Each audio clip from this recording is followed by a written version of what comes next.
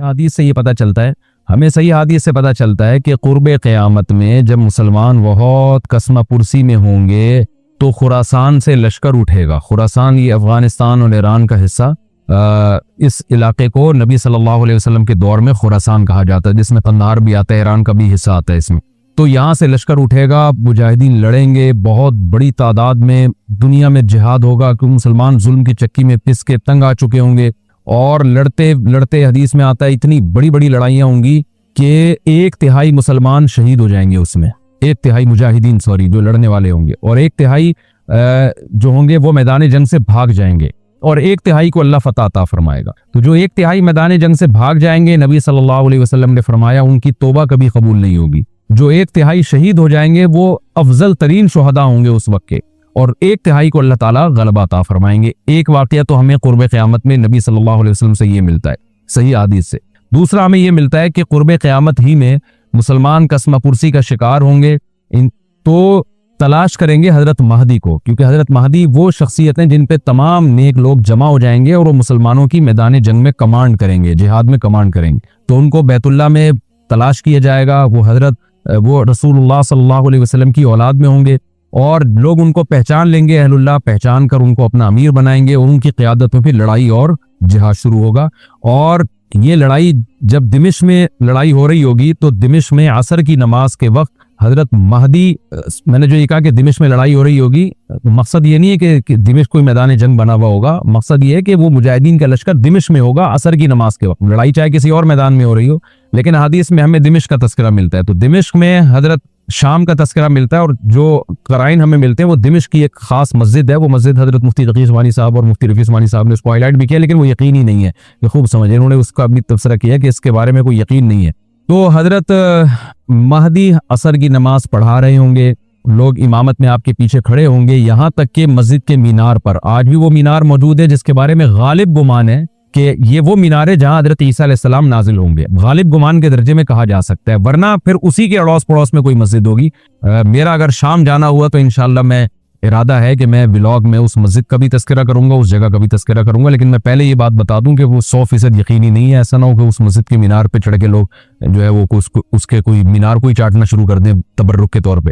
तो असर की नमाज का टाइम होगा, हजरत ईसा इब्ने मरियम अलैहिस्सलातु वस्सलाम फरिश्तों के कंधों पे हाथ रखे नीचे उतरेंगे नमाज के टाइम पे, यानी आसमान से मीनार तक आएंगे और फिर मीनार से आपके लिए सीढ़ियां लगाई जाएंगी, सीढ़ियों के जरिए मीनार से नीचे उतरेंगे और लोग उनको पहचान लेंगे। हजरत महदी उनको इमामत के लिए आगे करेंगे कि आप अल्लाह के एक पैगंबर हैं, आप नमाज पढ़ाइए। हजरत ईसा अलैहिस्सलाम उन्हीं को आगे रखेंगे और इस तरह का मफहूम है हदीस में कि अल्लाह ने इस काम के लिए आपको ही मुंतखब किया। क्या मतलब ये इमामत इस उम्मत का हक है। तो हजरत ईसा इब्ने मरियम अलैहिस्सलातु वस्सलाम का जो काम होगा वो जिहाद है और यहूदियों से इंतकाम लेना, क्योंकि यहूदियों ने अपने ख्याल में हजरत ईसा को कत्ल किया था, तो अल्लाह ने यहूदियत ही के खात्मे के लिए और दज्जाल के खात्मे के लिए ईसा इब्ने मरियम को नाजिल किया है। हजरत महदी से पहले ही दज्जाल जाहिर हो चुका होगा। दज्जाल के बारे में हदीस में आता है कि हर पैगंबर ने अपनी उम्मत को दज्जाल के फितने से डराया है। अच्छा, ये दज्जाल एक ऐसी शख्सियत है जिसका यहूदी इंतजार हमसे ज्यादा कर रहे हैं, क्योंकि यहूदी उसको अपने लिए निजात दहिंदा समझते हैं, जबकि हदीस में आता है कि दज्जाल काना होगा और उसका खुदाई का दावा होगा, उसके पास कुछ ऐसी ताकतें होंगी कि मुर्दे को जिंदा कर दे, जिंदा को मार दे। एक तरफ उसके बाग होगा, एक तरफ उसके आग होगी। जो उस पर ईमान लाएगा उसको बाग में दाखिल करेगा और जो उस पर ईमान नहीं लाएगा उसको आग में दाखिल करेगा। और रसूलुल्लाह सल्लल्लाहु अलैहि वसल्लम ने फरमाया उसकी जो आग है हकीकत में वो जन्नत का बाग होगा और उसका जो बाग है हकीकत में वो जहन्नम की आग होगी। तो जो नबी की बातों पे यकीन करते हैं वो दज्जाल के फितने से महफूज रहेंगे। और हदीस में सूरह कहफ की भी तिलावत का हुक्म है। जुम्मे के दिन जो कहफ की तिलावत करता है अल्लाह उसको दज्जाल के फितने से महफूज रखता है। अब आप देखें ये सूरह कहफ में ही क़यामत की अलामात का तज़किरा है ना, तो शायद इसी वजह से क्योंकि जो सूरह कहफ पढ़ता रहेगा वो याजूज माजूज के वाक़यात भी पढ़ता रहेगा और अल्लाह की कुदरत के वाक़यात भी पढ़ता रहेगा, तो दज्जाल के फितने से अल्लाह उसको इस बरकत से बचा के रखेंगे, फितने से महफूज रखेंगे। तो वो ऐसी ऐसी ताकतें दिखाएगा, बेवकूफ़ लोग उस पर ईमान ले आएंगे। हदीस में आता है कि काना कभी भी खुदा नहीं हो सकता, यानी उसकी तो एक आंख होगी नहीं, लेकिन बेवकूफ़ लोग उसके ये कुछ ज़ाहिरी कमालात देखेंगे, ये नहीं देखेंगे कि ये तो शक्ल भी इसकी अच्छी नहीं है, यानी खुदा कम अज कम जमाल वाला होता है ना, ये तो है भी काना, और उसके बड़ा बड़ा काफिर भी लिखा हुआ होगा वाज़े तौर पर, जिससे पता चलेगा। लेकिन अहमक और बेवकूफ़ लोग जैसे रूहानी आमिलों के कुछ शोबदे देखकर उन पे से मुतासिर हो जाते हैं ना, रूहानी आमिलों के शोबदे देख के, तो ऐसे ही दज्जाल के शोबदे देख के मुतासिर होंगे। तो बहुत लोगों को, खलकत को, बहुत बड़ी उम्मत को गुमराह करेगा दज्जाल। अहलुल्लाह को अल्लाह ताला उसके फितने से महफूज रखेगा। फिर हजरत ईसा इब्न मरियम जब नाजिल होंगे तो वो दज्जाल को कत्ल करेंगे। हदीस में आता है कि नेज़े के जरिए घोड़े पे बैठ के कत्ल करेंगे।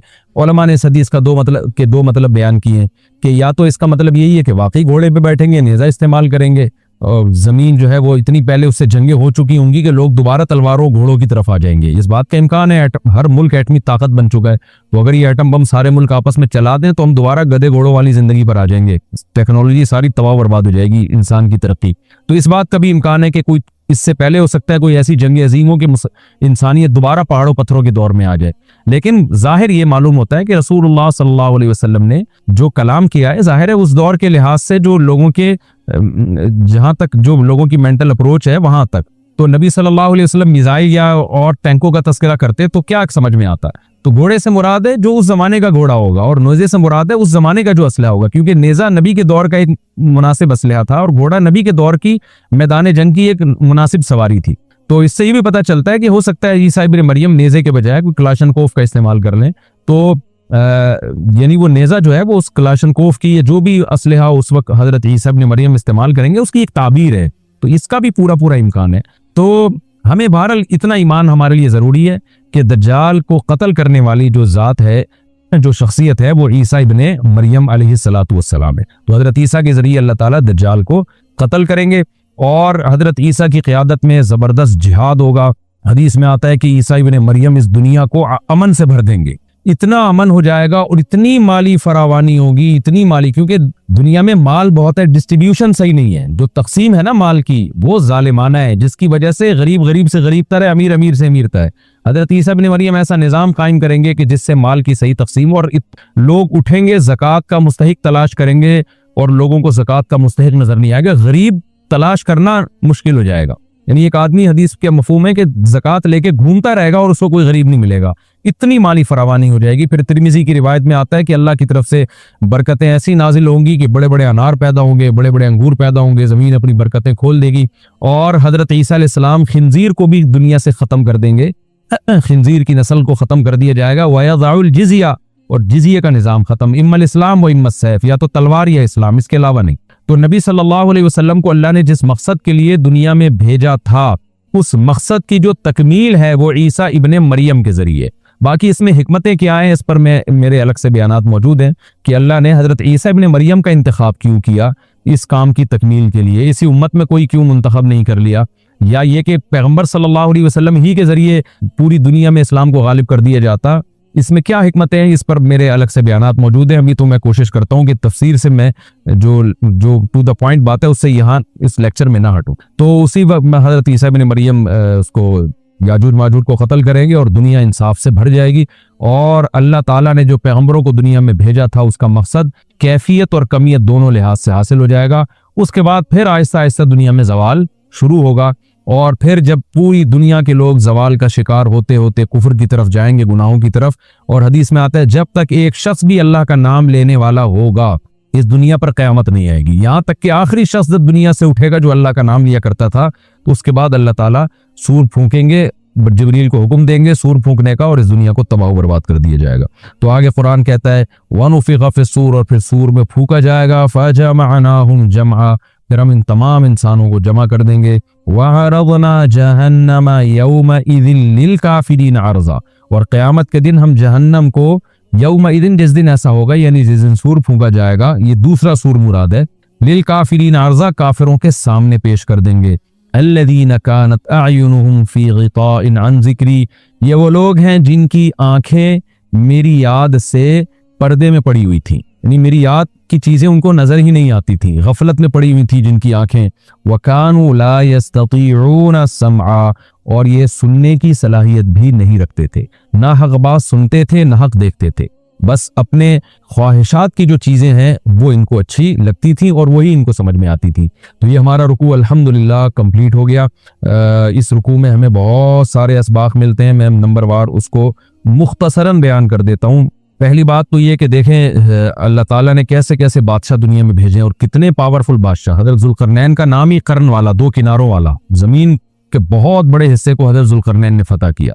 और अल्लाह के नेक बंदे कैसे अल्लाह के रास्ते में लड़ते रहे हैं, तो ये जो लोग बैठ जाते हैं ना बस इबादत करो और लड़ाई वड़ाई इस्लाम में है ही नहीं, ये दुनिया में कोई भी अक्लमंद इस नजरिए का हामी नहीं होगा। तो ताकत और कुव्वत की इस्लाम में बहुत ज्यादा अहमियत है।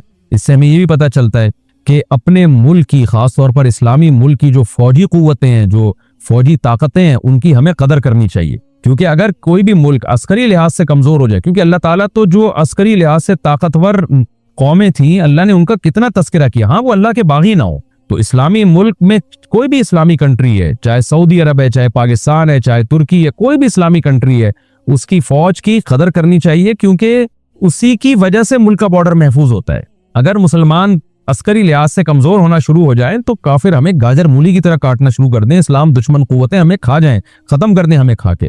तो नेक कुव्वतों को अपनी बका के लिए हमेशा से एक असलहे की और ताकत की जरूरत रहती है। इसकी अहमियत इस्लाम में बहुत ज्यादा है।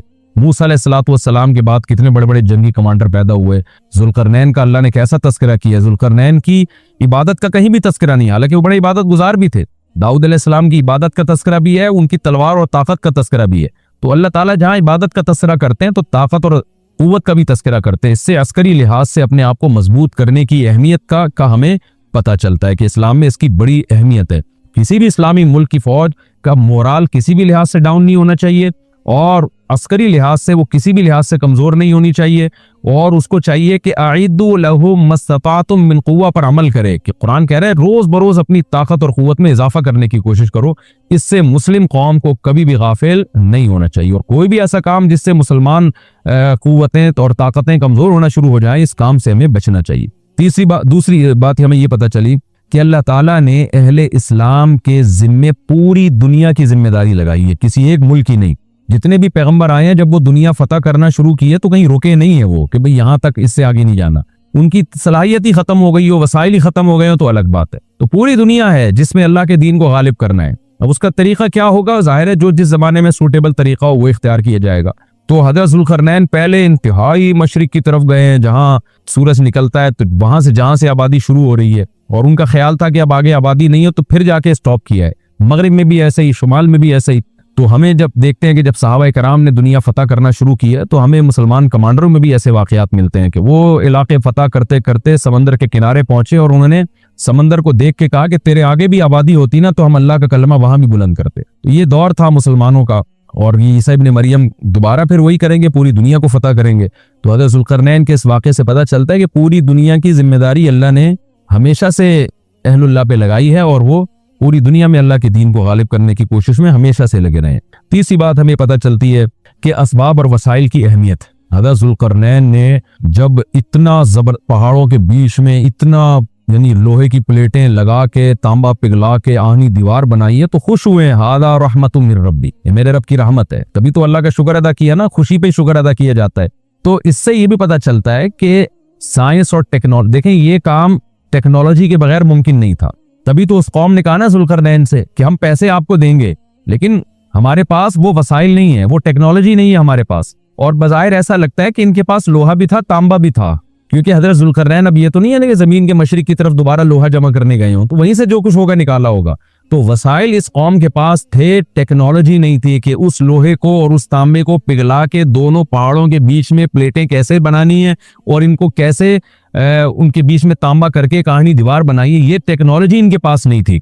तो इससे हमें टेक्नोलॉजी की वैल्यू का भी पता चलता है। आज मुसलमान इसमें भी बहुत पीछे चले जा रहे हैं और इसको मजहब समझना शुरू कर दिया है, ये बात भी गलत है। हज़रत जुल्करनैन ने इतनी ताकत और क़ुव्वत का इस्तेमाल किया, और इतने ज़बरदस्त तरीके से उस वक्त जो भी उस सूटेबल टेक्नोलॉजी थी उसका इस्तेमाल करके दो पहाड़ों के बीच के रास्ते को बंद कर दिया, और इस पर खुशी मनाई है जुल्करनैन ने। ये नहीं कहा कि भाई इससे कुछ भी नहीं होता, असल में तो बस इंसान को चाहिए कि वो अल्लाह अल्लाह किया करे बैठ के, और ये क्या अल्लाह से बस मदद मांगो, अल्लाह ही। याजूज माजूज के बारे में उनको कह देते हैं जुल्करनैन के तुम सब रात को तहज्जुद में उठ के दुआएं मांगो, अल्लाह याजूज माजूज से तुम्हें बचा लेगा। ना ना ना, हज़रत जुल्करनैन ने कहा दुआएं भी मांगो, यकीनन हुक्म दिया होगा दुआएं मांगने का, लेकिन हम पूरे असबाब और वसाइल इस्तेमाल करेंगे, लोहे की प्लेटें बनाएंगे, तांबे को पिघलाएंगे, ऊपर चढ़ाएंगे, और इस तरह से पूरी मजबूत दीवार बनाएंगे। आज मुसलमान हाथ पे हाथ रख के बैठ गया है, और वजीफों में और जो है बस वो चंद सुबह शाम के वजीफे पढ़ के वो समझता है कि सारी दुनिया के सारे मसाइल का हल इससे हो जाएगा। ऐसा नहीं है, आपको बहुत ज्यादा तरक्की करनी है, बहुत ज्यादा असबाब व वसाइल में आपको गैर मुस्लिमों से आगे निकलना है। जैसे कि कुर्रे उना के ऊला का मुसलमान निकला था, तभी अल्लाह ने उसके लिए दुनिया में फुतुहात के दरवाजे खोले थे। तो अल्लाह हमारे लिए फुतुहात के दरवाजे जब ही खोलेगा जब हम इबादत के साथ साथ साइंस और टेक्नोलॉजी के मैदान में भी आगे बढ़ने की कोशिश करें। और हमें कुर्ब क़यामत की अलामतें भी इस रुकू में पता चलती हैं। हमारा रुकू कंप्लीट हुआ। अगर शनाख्ती कार्ड पर अल्लाह का नाम हो, मसलन अब्दुल्ला या अब्दुर्रहमान, तो इसको शलवार की जेब में रखना कैसा जायज़ है? भाई शलवार की जेब में रखना तौहीन नहीं कहलाता। किसी तौहीन का ताल्लुक उर्फ से होता है। मेरे वालिद साहब और हम 4 भाई, हम सब एक साथ रहते हैं, हम किराए के घर में रहते हैं, में से कोई साहिब निसाब नहीं, वालिद साहब के 3 प्लॉट हैं, तो वालिद साहब ज़कात ले सकते हैं या नहीं? 3 प्लॉट हैं तो ये प्रॉपर्टी है ना, तो ज़कात नहीं ले सकते, क्योंकि ये ज़रूरत से ज़ायद है, क्योंकि रह नहीं रहे इस प्लॉट में। जो इस्तेमाल में चीज़ होती है वो ज़रूरत की नहीं होती, वो ज़रूरत की होती है। जो चीज़ इस्तेमाल में नहीं है वो ज़रूरत से ज़ायद है। बहन या बहन हुई या उनके ख़ानदान में से अगर कोई झगड़ा हो जाए तो उनसे कता ताल्लुक जायज़ है? नहीं, जायज़ नहीं है भाई। बहन भाइयों के रिश्ते को तोड़ना हराम है, कबीरा गुनाह है। वक्ती तौर पर कभी ऊंच नीच हो जाए तो दोबारा फिर किसी तरह से सुलह सफाई कर लो। मुफ्ती साहब, मैं एक अमेरिकन कंपनी में जॉब कर रहा हूं जो हमसे इन्वेस्टमेंट करवाती है, फिर वो हमें रोजाना 50% देती है, जिसकी रकम के मुताबिक हम ऑर्डर की का अमाउंट, पता नहीं भाई क्या लिखा हुआ है, को वाजे जो बिजनेस के मुतालिक सवालात होते हैं ना, इनमें बहुत गहराई में जाना पड़ता है कि हो क्या रहा है। तो ये पूरे प्रॉपर लिख के यहाँ जमा करा दिया करें, मौलाना इनको दे दिया करें, राफे खान को, बासे खान को, अपना फोन नंबर डाल के उन पे हम प्रॉपर वर्क करके उसका जवाब देते हैं। जो खानका वगैरह में इज्तिमाई जिक्र होता है, इसका सबूत कोई सबूत नहीं है मेरे भाई, इसका साहबा से ये बिल्कुल भी साबित नहीं है। लिहाजा इसको अगर सुन्नत समझ के करेंगे तो ये बिदअत है, और अगर सुन्नत नहीं समझते, फिर अगर अला वजह तदाई हो कि सारे पब्लिक को ऐलान करके इकट्ठा किया जा रहा है, तो भी बिदअत है, क्योंकि आपने अगरचे सुन्नत जबान से नहीं कह रहे, लेकिन अमलन इसको ऐसे ही कर रहे हैं जैसे सुन्नत किया जाता है। और अगर ना तदाई है, लोगों को जमा किया जा रहा है, और ना सुन्नत समझ रहे हैं, तो सिर्फ अपने मुरीदीन की तरबियत के लिए, उनके दिल में अल्लाह का ध्यान बिठाने के लिए करवाया जा रहा है, तो फिर जायज़ है। जायज़ इसलिए कि फिर इसका ताल्लुक तालीम और तरबियत से है, तो तालीम और तरबियत के लिए सबूत की ज़रूरत नहीं होती। तो इसलिए इस हद तक इसकी गुंजाइश है, इससे ज़्यादा नहीं। लेकिन इसमें भी 2 राय हैं, बाज़ उलमा उसको भी बिदअत कहते हैं, पर इख्तलाफ राय की गुंजाइश है इसमें, तो यकीनी तौर पर इसको बिदअत नहीं कह सकते। क़यामत के दिन सवाल होगा कि अपने इल्म पर कितना अमल किया। तो अगर कोई सिर्फ फ़र्ज दर्जे का इल्म हासिल करे और बाकी देखो क़यामत में जो सवाल होगा ना, इल्म पर कितना अमल किया, तो इसमें इनका सवाल का मंशा ये है कि हम इल्म ही हासिल न करें, इल्म ही थोड़ा रखें ताकि अमल ही थोड़ा हो। तो अगर इल्म हासिल नहीं किया तो फिर सवाल ये होगा कि इल्म हासिल क्यों नहीं किया आपने, समझते हो ना? तो शरीयत का इल्म जितना ज़्यादा हासिल हो करें, और फिर जो फ़राइज़ वाजिबात हैं उन्हीं के मुतालिक सवाल होगा, सुन्नत मुस्तहब्बात के मुतालिक सवाल नहीं होगा। एक मुट्ठी से कम दाढ़ी काटना हराम है, नाजायज़ है। दस्तरखान के ऊपर से फलांग कर जाना गुनाह है? नहीं, गुनाह नहीं है, अदब के खिलाफ है। पाँव है वो, उसमें मिट्टी लगी होती है, दस्तरखान पे क्यों फैला? बाज़ दफ़ा दस्तरखान इतना लंबा होता है कि वो जाना बड़ा मुश्किल होता है, फिर मजबूरी है, फिर टाप के चले हैं। लोगों पे ना अदब का इतना ज़्यादा बाज़ दफ़ा गलबा हो जाता है कि खुद भी टेंशन में, दूसरों को भी। अदब व आदाब इतने होने चाहिए जितने इंसान अफोर्ड कर सके, इतना अदब ना हो कि पैदा होते हुए अस्सलाम वालेकुम, वो जो लतीफ़ा है ना।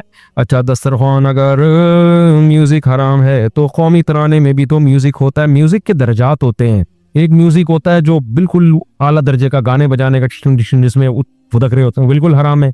एक म्यूज़िक ये होता है जो जंग के तराने होते हैं, जज्बात जंग में जो चलते हैं ना, दफ बजाया जाता है। इस पे फुक़हा, बहुत से फुक़हा इसके जायज़ होने के कायल हैं, कुछ इसको नाजायज़ कहते हैं। ये इख्तलाफी चीज़ है। अब परेड बगैर म्यूज़िक के क्या करेंगे फिर? वो खामोशी से यूं यूं करके जा रहे होंगे क्या? अजीब सी चीज़ हो जाएगी। तो मैं ज़्यादा इस बारे में बहस नहीं करता, मेरे खिलाफ पे बहुत क्लिप मार, मैं पहले ही बहुत मतरून समझते हैं, बहुत तीर मेरे ऊपर बरस रहे हैं बहुत सारे, मजीद में अफोर्ड नहीं कर सकता। जो अच्छे अच्छे मसले हैं वो पूछा करो। तो म्यूजिक जो गाने बजाने का है ना, वो तो बहरहाल नाजायज़ है। जो जंग में मोटिवेट करने के लिए जो म्यूजिक होता है वो उस टाइप का होता भी नहीं है जिससे आपके गलत जज्बात भड़कते हों। तो उस म्यूजिक की बाज़ फुक़हा ने गुंजाइश दी है, क्योंकि ये बहुत कदीम ज़माने से चला आ रहा है। एक साहब कहने लगे कि परेड में म्यूजिक नहीं होना चाहिए। मैंने कहा जब आप मुल्क के वज़ीर आज़म बनेंगे फिर आप क्या करना, ऐसी परेड करवाना जिसमें दफ भी ना हो और ये जो हो रहा है ना जो भी वो ना हो, फिर फौज ऐसे ऐसे जारी होगी। बाज़ चीज़ें कहना आसान होता है, प्रैक्टिकल लाइफ में वो मुमकिन नहीं होता। तो इतना ना करें कि लोग एक वो दीन को मजाक बना लें। अब बाज़ लोग कहते हैं टीवी में उलमा का आना नाजायज़ है, या किसी का भी टीवी में, अभी तक उसी राय पर कायम है। अब ये इतनी मुज़हिका खेज बात, इसका मतलब क्या हुआ कि अगर कल कोई आलिम सदर बन गया, टीवी में आना उसके लिए भी क्या है, नाजायज़ है। क्या मतलब? वो हल्फ बर्दारी की तकरीर में भी कैमरे बंद है, वो कोई बयान दे रहा है तो भी कैमरे बंद है, अमेरिका जा रहा है तो भी कैमरे बंद हैं, रेडियो में उसकी सारी चीजें, ये अमली तौर पर मुमकिन है ही नहीं। तो अब आप बैठे बैठे बंद कमरे में फतवा दे दे तो ठीक है, लेकिन जब आप दुनिया में चलेंगे तो आप कहेंगे भाई ये इस्लाम इतना कैसे आपको बहुत कर सकता है कि आप तो दुनिया से काट दे आपको। नाबालिग अगर नमाज पढ़ रहा हो तो उसके आगे से गुजर सकते हैं। हमारे एक वाकया है, एक दफा कुछ उलमा थे, उनकी मजलिस से तहकीक हो रही थी, तो मजलिस के दौरान किसी मौलाना साहब ने एक राय दी कि शरीयत में जंग में भी झूठ बोलना जायज नहीं है। जंग हो रही हो तो उसमें भी दुश्मन से भी आप झूठ नहीं बोल सकते। तो मजलिस खत्म हो गई, हमारे उस्ताद ने कहा देखो यार, जो आदमी जिस फील्ड का नहीं होता ना वो उसमें कितने गलत फतवे दे रहा होता है। ये इन्होंने ऐसी मुज़हिका खेज बात की है। फर्ज करें कि बिल फर्ज कोई बड़ा जो है ना मुल्क का कोई हमारा कोई कौमी हीरो हो जो मोस्ट वांटेड हो दुनिया में है भाई, लेकिन हमारे मुल्क का वो क्या हो, हीरो हो। अब इंडिया वाले आए उसको पकड़ने के लिए और पूछे, किसी ने उसको पनाह दी हुई हो, यानी किसी खुफिया एजेंसी ने पनाह दी हुई है। अब इंडिया वाले पूछ रहे वो बंदा आपके पास है, आपके चूंकि झूठ बोलना इस्लाम में हराम है, जी मेरे पास है। अच्छा जी वो है कहाँ पे? आपके घर में है, चूंकि झूठ बोलना हराम है, जी मेरे घर में फला सोफे पे बैठा हुआ है वो। दुनिया बोले पागल हो रहा है क्या भाई, यहाँ तो भर भर के झूठ बोला जाएगा। बोले कौन भाई, किस? ये सारे मुल्क यही कर रहे होते हैं, जो किसी मुल्क के हीरो होते हैं लेकिन दूसरे मुल्कों में मोस्ट वांटेड होते हैं। तो दूसरा मुल्क कहते हैं बंदा आपके पास है, कौन से बंदे की बात कर रहा हूँ, हमने उसका नाम भी नहीं सुना कभी क्या हम किसकी बात, ऐसे गुन्ने बन सब कंट्री ये कर रहे होते हैं। तो हमारे उस्ताद ने कहा देखो, जब इंसान किसी अमली जिंदगी में नहीं होता ना, तो बंद कमरे में जब वो बाज दफा, सारे उलमा तो ऐसे नहीं करते, बाज दफा इतने सीधे होते हैं, वो देखो कैसे फतवे दे रहे होते हैं वो बैठ के। अच्छा भाई, नाबालिग अगर नमाज पढ़ रहा हो तो उसके आगे से गुजर सकते हैं, गुजर तो सकते हैं लेकिन गुजरना नहीं चाहिए ताकि उस नाबालिग को आदत। अब हजरत मुफ्ती तकी उस्मानी साहब जो बैंकिंग के बारे में फतवा देते हैं ना, उनकी राय इसीलिए काबिल एतमाद है, पूरी दुनिया उन्होंने देखी है, दुनिया के बैंकिंग का निज़ाम पढ़ा है, समझा है, उनको पता है कितनी हद तक इस्लामिक बैंकिंग दुनिया अफोर्ड कर सकती है।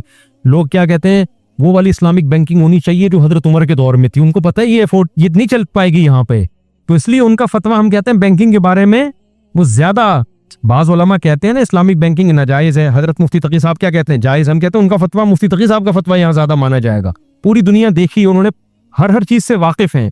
आप जिस इस्लामिक बैंकिंग की बात कर रहे हो वो खुलफाए राशिदीन के दौर में आ सकती है, वो इस अभी मुआशरा उसको बैंक नहीं चलने देंगे उसको, तो जितना है उतना उस पर गुजारा करो भाई। ये ऐसा ही है जैसे हमारे 3-4 शादियों के तजर्बे हैं ना, तो लोग मुझसे आके पूछ रहे होते हैं कि दूसरी वाइफ जब मैं करूंगा तो पहली वाइफ मेरे पाँव दबाती है, सर दबाने की फुर्सत नहीं है, जब मैं सेकंड मैरिज करूंगा तो वो मेरा सर दबाएगी। तो आम मुफ्ती के पास जाएंगे, वो कहेंगे जबरदस्त दलील पेश की है यार तुम, ये तो मेरे दिमाग में, ये तो किसी किताब में नहीं लिखा है भाई, आज तो ऐसी दलील दी है कि यार ये तो मुफ्ती तारिक मसूद की 4 शादियों वाली किताब में ऐसी दलील नहीं है, अब मैं भी करूंगा। क्यों भाई? तजर्बा नहीं है उन मुफ्ती साहब का, वो समझ रहे हैं कि एक बीवी पाँव दबा रही है, उसका हाथ सर तक पहुंच नहीं पा रहा ना, इसलिए तो सर दबाने के लिए दूसरी शादी होगी। सही है। मेरे पास आएंगे तो मैं कहूंगा भाई जो आपके पाँव दबा रही है ना, अगर आपने दूसरी की तो दोनों मिलके गला दबाएंगी आपका, ये सोच के करना है आपने। तो जो आदमी जिस स्वीट सिर्फ इल्म, देखो इल्म सब उलमा एक जैसा हासिल करते हैं, आगे फतवे में फर्क आता है, अमली प्रैक्टिकल लाइफ में एक मुफ्ती मुआशरे में घुस के देखा होता है, उसने चला फिरा होता है, मामलात को समझा होता है। और अगर कोई मुफ्ती ऐसा जो चला फिरे, इन लोगों का पता ही नहीं मामलात, इमाम मोहम्मद जो इमाम अबू हनीफा के शागिर्द हैं, उन्होंने जो किताबुल बुयू लिखी ना, खरीद फरोख्त के हकाम, वो बाजार में बैठ के लिखी है, मस्जिद में बैठ के नहीं लिखी। वो बाजार में गए, ताजिर लोग कैसे खरीदते बेचते हैं, वहां जाके समझा, फिर वो तिजारत पे किताब लिखी जो मुआशरे में चल रही थी। तो इसलिए उनका मशहूर कौल है, मल्लम यारिफ बिहली ज़मानी फहुवा जाहिल, जो अपने जमाने के हालात नहीं जानता वो इल्म से फारिग है। तो बास चीजें ऐसी होती हैं कि जो, तो इसलिए 4 शादियां करने से पहले मेरे ये नसीहत याद रखो, सवाब की नीयत से करो, हालात की कोई गारंटी नहीं, सवाब बहुत मिलेगा, हालात कैसे होंगे छोड़ दो, बस जिहाद की नीयत से। अच्छा भाई, नाबालिग अगर नमाज पढ़ रहा हूँ तो इसके आगे से गुजर सकते, मैंने बताया करात और नात में जीतने वालों को जो इनाम मिलता है वो इनाम लेना जायज़ है, कोई हर्ज नहीं है। अच्छा मेरे भाई, ईद की नमाज में अगर रकत निकल गई तो अदा करने का हुक्म, जी हाँ 1 रकत अदा करेंगे और तकबीरात भी पढ़ेंगे, रुकू में जाने से पहले 3 तकबीरें कह के रुकू में चले जाएं अगर 1 रकत निकल गई है। नमाज की बहुत सारी किस्में हैं, कौन सी न्याज की बहुत सारी किस्में हैं, कौन सी न्याज का खाना जायज़ नहीं है। न्याज हमारे यहाँ तमाम किस्मों के साथ बिदअत है, किसी भी किस्म के न्याज इस्लाम में हमारी राय में नहीं है। सदका खैरात है, जब चाहो किसी गरीब को अल्लाह की लिए खाना खिला दो, बस इतना काफी है। मेरे भाई मसला हया के खिलाफ, हया के खिलाफ भी ये पर्सनल जाती नौयत का है, तो ये छप्पड़ में अलग से पूछ ले। मेरी बीवी छोटी सी बात की वजह से मुझसे नाराज होके अपने अम्मी अब्बू के पास चली गई है। 3 महीने हो गए हैं, मैंने बहुत कोशिश की इसको राजी करने की। अब इनके घर वाले मुझसे तलाक का बोल रहे हैं। मेरा दिल बिल्कुल भी नहीं है तलाक देने का, तो मैं अगर फिर भी तलाक दे दूं तो क्या गुनाहगार हूंगा? नहीं, तलाक देने में ऐसी सूरत में कोई गुनाह नहीं होगा। और मशवरा भी मेरा यही है, औरत के लिए तो जायज़ नहीं है छोटी सी बात पे घर जाके बैठ जाए। हदीस में आता है जो औरत बगैर किसी वजह के खुला का मुतालबा करती है वो जन्नत की खुशबू भी नहीं पाएगी। वो तो गलत कर रही है अगर बगैर किसी माकूल छोटी छोटी बातों पे औरतें घर जाके बैठ जाती हैं। लेकिन मर्द को हम यही मशवरा देते हैं कि यार ठीक है, आप कोशिश करो घर बसाने की, मनाने की, नहीं मान रही तो अब जिंदगी टाइम वेस्ट ना करो। नबी सल्लल्लाहु अलैहि वसल्लम ने फरमाया तज़व्वजुल वदूद अल वलूद, ऐसी औरत से निकाह करो जो तुमसे मोहब्बत करती हो। हम ऐसी औरत से कर रहे हैं जिससे हम मोहब्बत करते हो, वो आपसे नहीं भी कर रही है, आप कहते हो नहीं भाई। मर्द गैरतमंद होता है, वो कहता है पहले वहां से मोहब्बत होगी फिर उसका रिप्लाई मैं बढ़ा के करूंगा, पहल मैं नहीं करूंगा। नहीं यारी बात, ये गैरत का तकाज़ा है। अल्लाह ने आपको मर्द बनाया, औरत आपकी मोहताज है, आप क्यों उसके मोहताज बन रहे हो भाई? हाँ, आप क्योंकि गैरतमंद हो, मर्द हो, वहां से थोड़ी मोहब्बत आएगी, रिप्लाई में ज्यादा जाएगी, लेकिन पहल कहां से होगी? वहां से। तज़व्वजुल, ये अल्लाह की भी यही सिफत है।